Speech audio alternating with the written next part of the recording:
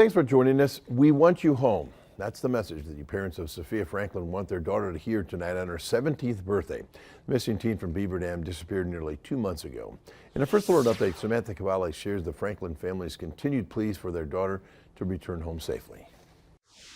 A birthday celebration Wednesday without the guest of honor. It feels really empty to try to celebrate a birthday with her not here. The parents of Sophia Franklin left filling a void after their daughter disappeared in February. Sophia's mother, Leah, struggling to carry on with everyday life. So it hits at another level each day that passes, the things that we've experienced as a family, and she's just not here for. Something's missing. Investigators say Sophia, now 5 months pregnant, is with the father of her unborn child, 40-year-old Gary Day of Arkansas.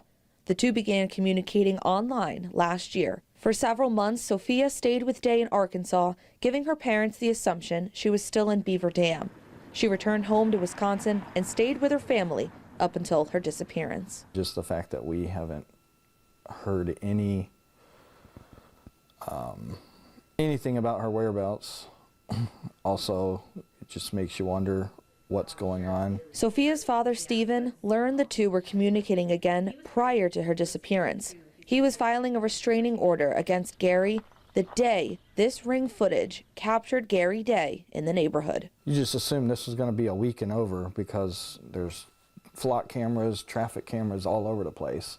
Like how can you avoid being sighted? As days turn into months without hearing from Sophia, the Franklins living in limbo, hoping their daughter comes walking back through the door. It's hard. It's hard to go through each day knowing that she's not around. The kids miss her. We all miss her. If Sophie were to watch this, we just want her to know that we love her and we'll do whatever it takes. Anyone with information is asked to contact the Beaver Dam Police Department. In Beaver Dam, Samantha Cavalli, Action 2 News.